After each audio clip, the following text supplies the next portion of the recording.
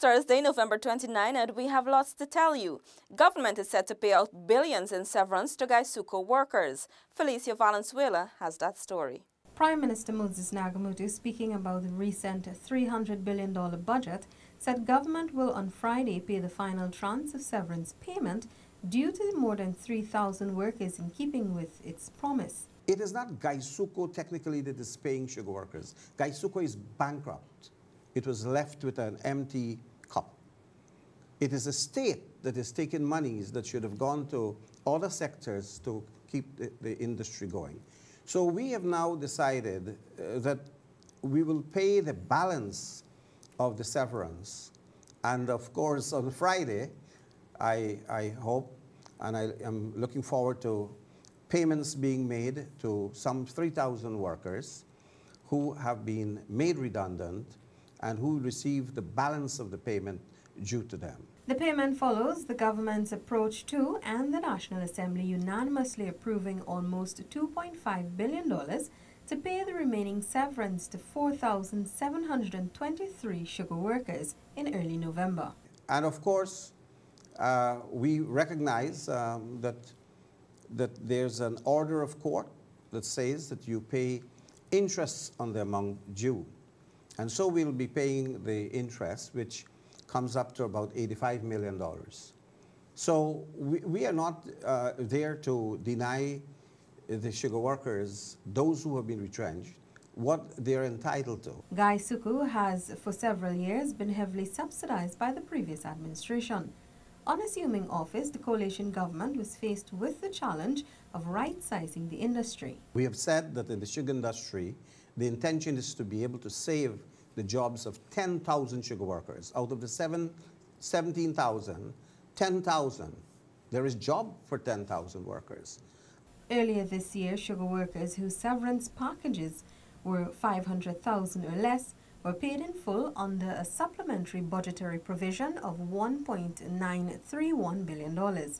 Redundant workers have been and are continuously being reskilled through the Alternative Livelihood Program established through the Small Business Bureau and Gaisuco. Others are now employed on the various arms of the Ministry of Agriculture. Reporting for InfoHub, Felicia Valenzuela.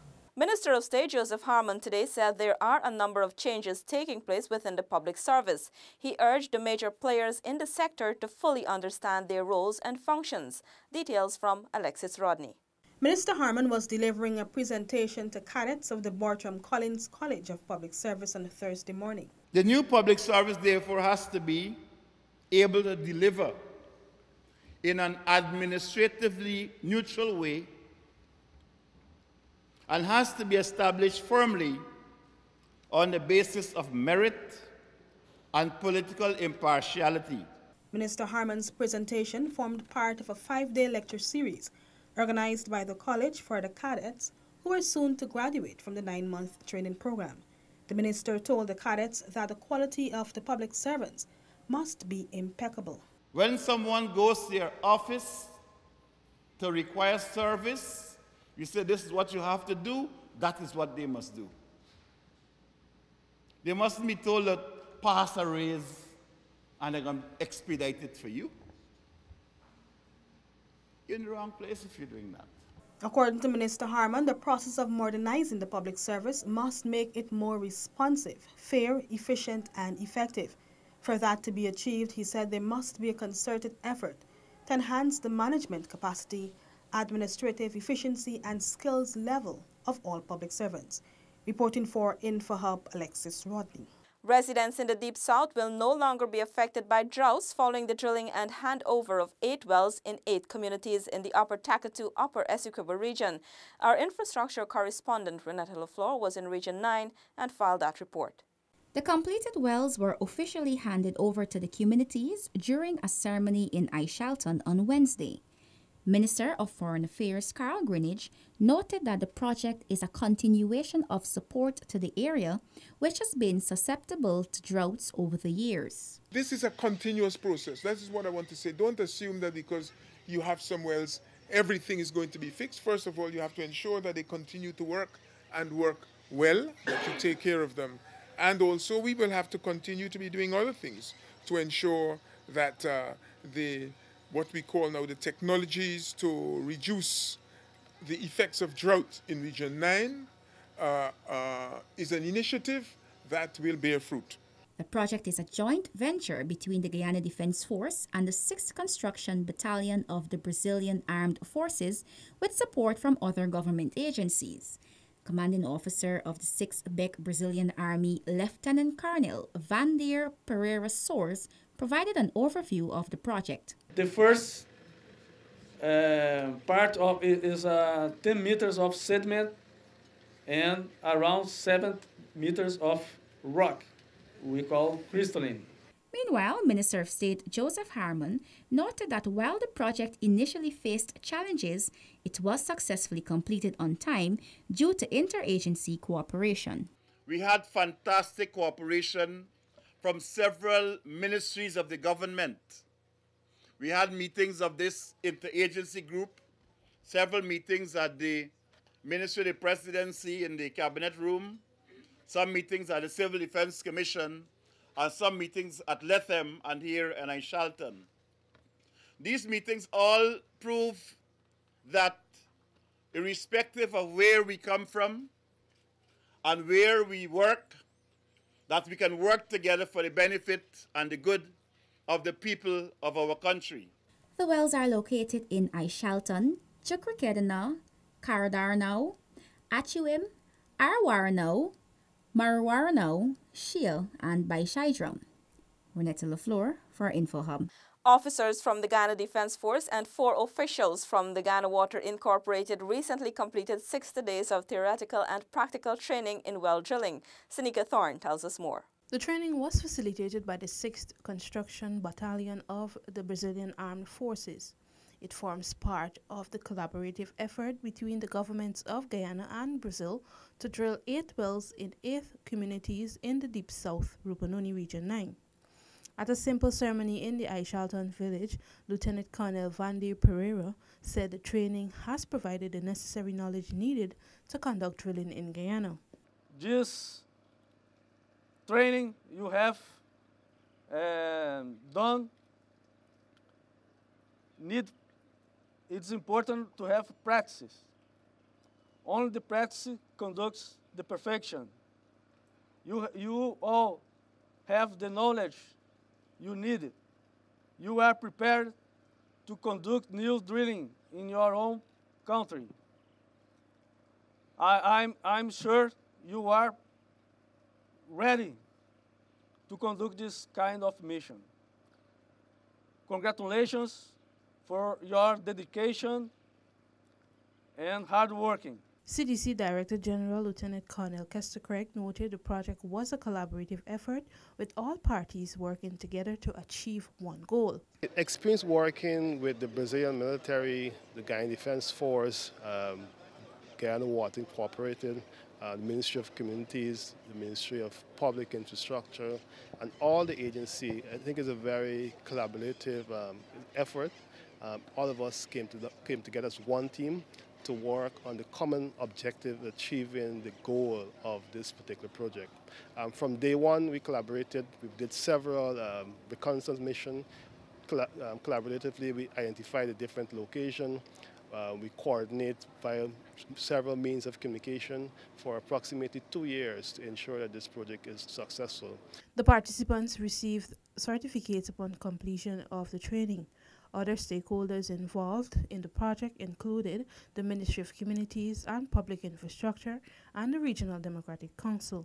Senika Thorne, InfoHub. Still to come, CHNPA invites bids for Sophia upgrade project. This and more when we return. Stay with us. Being diagnosed with HIV can be difficult, but there is hope. Treatment is free and available at HIV care and treatment sites.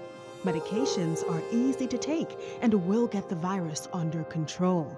It is important to know the names and not just the color of medications. NGOs have workers available to help you learn about the pills. Talk to your health worker about your treatment program. Welcome back. The entire Sophia area is slated for massive infrastructural upgrades at a cost of $1.7 billion. As a result, contractors interested in bidding for the project have been engaged by the Central Housing and Planning Authority, CHNPA, in a two-day pre-bid exercise. Delicia Haynes has the details. At least 20 contractors have indicated their interest in bidding for the first phase of the Adequate Housing and Urban Accessibility Program. The pre-bid meeting ensures that contractors tender a more realistic price. On Wednesday, November 28, contractors were given details of the project, while on Thursday, November 29, both engineers from the CHNPA and the interested contractors were on the ground in Sophia, surveying the areas where the works will be executed. We will be spending approximately $1.2 billion on infrastructure upgrade. As a result, we felt it is necessary that we call in the contractors so that they would understand how to complete the bid documents, because this is very, very important. We wish as many persons as possible to be qualified, because should they be unable to complete the document, it may result in the disqualification of contractors. This first phase specifically targets Sophia, where the scope of works include upgrades to 11 kilometers of roadways, 5 kilometers of concrete drains and reinforced concrete walkways, interlinking bridges, street lighting, and 2 community and recreational facilities. Director of Projects Omar Narayan says special attention will be given to alleviating instances of flooding in Sophia. Sophia has a terrible drainage problem, as we all know. Significant financial resources was allocated to fix the drainage problem in the Sophia housing area. So we're putting on concrete drains in sections, and we're also putting on culverts.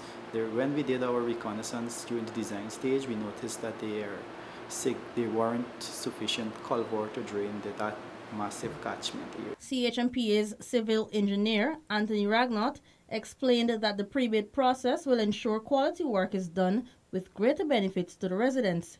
This first phase of the program is expected to commence between March to April of 2019. For InfoHub, Delicia Haynes. The Ministry of Public Infrastructure wishes to advise the general public that a section of the east coast of Demerara Public Road will be temporarily closed on Saturday, December 1 at approximately 8 hours and will be reopened on Sunday, December 2 at 11 hours. This closure will be in the vicinity of Riseless Road to Chimney Road to facilitate bridge culvert works under the East Coast Demerara Public Road Widening and Improvement Project. As a result, traffic detours will be in effect in this proximity. Commuters residing in the vicinity of Riseless Road to the Montrose Bridge and Montrose Bridge to Chimney Road are permitted to use the road to access their properties. Motorists and pedestrians are kindly asked to exercise caution and observe all safety and directional signs, particularly in the vicinity of the works. The ministry regrets any inconvenience caused. In our final report, Alexis Rodney reports that the inaugural South Rupununi Safari Brazil edition was a great experience that drew adventurers from several countries in the region and the United States. The safari, hosted by Rainforest Tours, saw adventurers spending a day in Boa Vista, Brazil, before trekking through the South Rupununi. The safari began on November 20 and concluded on November 25th. Adventurers from some 10 countries participated in the expedition. Ishmael Quiros from Belize has been participating in safaris in Guyana. It's been great, diverse landscapes as Guyana can offer, and it's been fantastic. It's been really, really enjoyable. Great bunch of people, good camaraderie, and it's been very adventurous, sometimes very difficult. There were also first-timers on the safari like Guyanese Orlando Ragonandin and Jamaican Roger Hines. I'm mind blown. It's been an amazing feeling to know that this is my country and to actually experience a different culture in Brazil. That was something really new to me. I've traveled before, but to know that I can go to my neighbor and to experience their culture, that was an amazing feeling. I've enjoyed it. I didn't quite know what to expect, but I haven't been here. I enjoy it. I was invited by my friend, and he's been telling me about this for a long time, and I'm happy I came. Over in Brazil, the trekkers were treated to a cultural night and sightseeing in the capital of Roraima. In the South Rupununi, the safari gave back to the indigenous communities they visited. There were also expedition regulars like Brian and Cecil Bihari, who have participated in safaris for the last 10 years. The Brazil safari so far has been what I expected. No hiccups crossing the border was no problem. Very courteous, the people, they were very friendly. We've met some interesting people. We've seen some places that I've never seen. This was an easy one, and it shows promise because the final destination being Boavista, and in Boavista is a modern city, and conveniences and so are there, and the clientele who will want to come going to Boavista, they will find it, well, a good destination to go to. The South Rupununi Safari, Brazil edition, was one of several activities to commemorate 50 years of diplomatic relations between Guyana and Brazil. Reporting for InfoHub, Alexis Rodney. And here's your green tip of the day. Purchase food like cereal, pasta, and rice from bulk bins and fill a reusable bag or container.